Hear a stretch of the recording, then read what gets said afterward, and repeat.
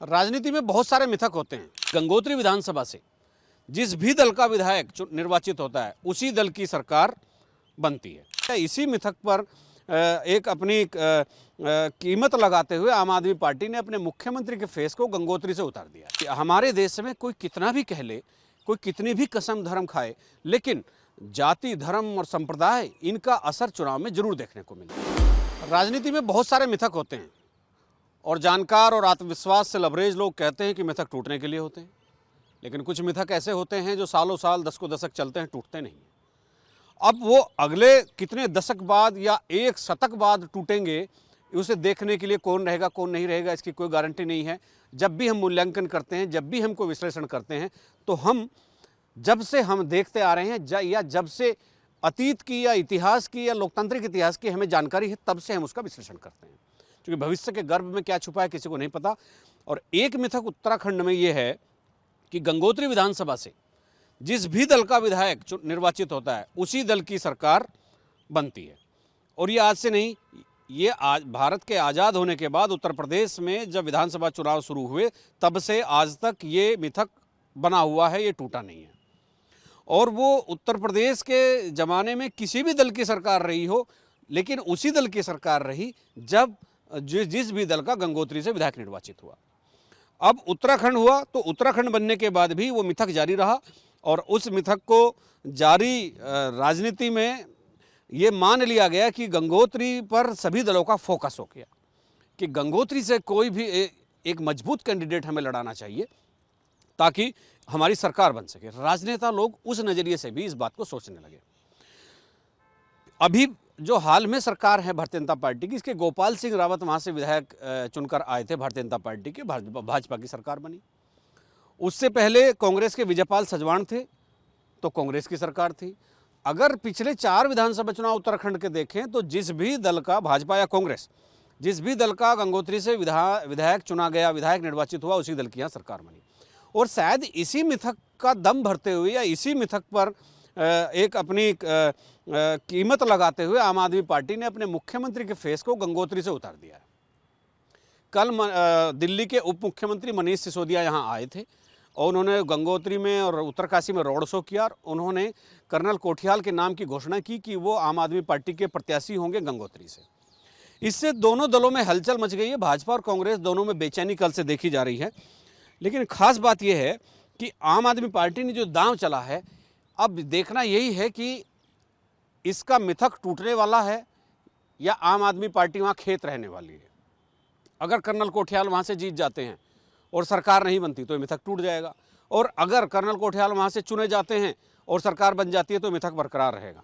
दोनों ही तरह की संभावनाएं वहाँ पर बनी हुई हैं। चूँकि आप सभी जानते हैं कि राजनीति संभावनाओं का खेल होता है।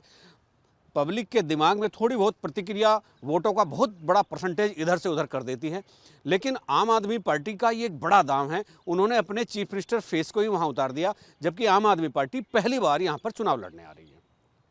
इससे पहले आम आदमी पार्टी ने 2014 का लोकसभा चुनाव लड़ा था और उसमें लोकसभा के 5 सीटों पर उन्होंने प्रत्याशी उतारे थे, लेकिन उतनी आमद और उतनी मौजूदगी उनकी नहीं हो पाई थी।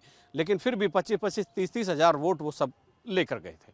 लेकिन इस बार बहुत ही रोमांचकारी मुकाबला होने की उम्मीद हो गई है, और ख़ास तौर पर गंगोत्री सीट इसलिए भी हॉट हो गई कि आम आदमी का जो मुख्यमंत्री का जो डिक्लेयर्ड फेस है, जो घोषित चेहरा है, वो वहाँ से चुनाव लड़ने जा रहा है। और उस सीट के अगर हम जातीय समीकरणों पर ध्यान देते हैं तो वहाँ पर 60% से ज़्यादा राजपूत बिरादरी के वोट हैं।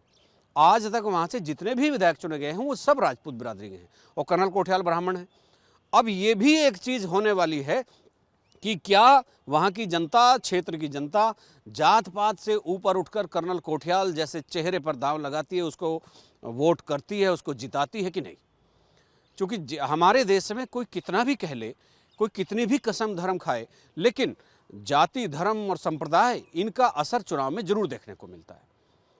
और इसी की बात मैं कर रहा हूं कि गंगोत्री से जिस तरह का भी एक परिणाम सामने आएगा वो वाकई एक अंदर रोमांच पैदा करने वाला होगा कि आगे क्या होने जा रहा है, क्या नहीं होने जा रहा है।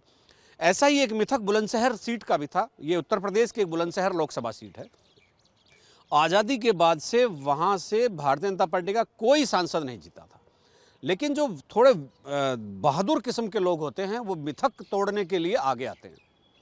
और 2004 में जब कल्याण सिंह वहाँ से लड़े, कल्याण सिंह चूँकि बहुत बड़े नेता थे और बुलंदशहर 2004 में लोकसभा का चुनाव लड़ने आए, तो ये तब भी ये बातें हो रही थी कि बुलंदशहर से आज तक भारतीय जनता पार्टी का कोई सांसद नहीं जीता है 1952 से लेकर 2004 तक, तो कल्याण सिंह कहीं हारने के लिए तो नहीं आ गए। लेकिन कल्याण सिंह वहाँ बहुत ही मामूली अंतर से लोकदल के प्रत्याशी से जीत गए, मात्र 10,000 वोटों से। तो मिथक होता है, टूटे या बना रहे उसकी अपनी महत्ता होती है, लोग अपने अपने हिसाब से उसको सोचते हैं। तो इसी तरह से उत्तराखंड में जितनी भी हॉट सीट थी, 4, 5 या दर्जन भर जितनी भी हॉट सीटें हैं, उनमें अब सबसे ज़्यादा हॉट सीट गंगोत्री हो गई है। और ऐसा नहीं कि गंगोत्री में कोई बड़े फेस आ गए हैं, लेकिन आम आदमी पार्टी ने अपना सबसे बड़ा चेहरा वहां उतारकर उस मिथक को चुनौती दी है जो आज़ादी के बाद से गंगोत्री सीट को लेकर बना हुआ है। अब देखते ये हैं कि चुनाव बाद नतीजा किस तरफ आएगा, राजनीतिकार चुनाव का ऊँट किस करवट बैठेगा और किसके खाते में हार और किसके खाते में जीत होगी, और ये मिथक बना रहेगा या ये टूट जाएगा। इसके लिए हमें चुनाव के बाद तक का मतदान जब हो जाएगा, काउंटिंग जब होगी, उसका इंतजार करना पड़ेगा जब चुनाव नतीजे घोषित कर रहे होंगे। अपने सहयोगी कैमरामैन मनबर रावत के साथ एबीपी गंगा के लिए देहरादून से अजीत सिंह राठी।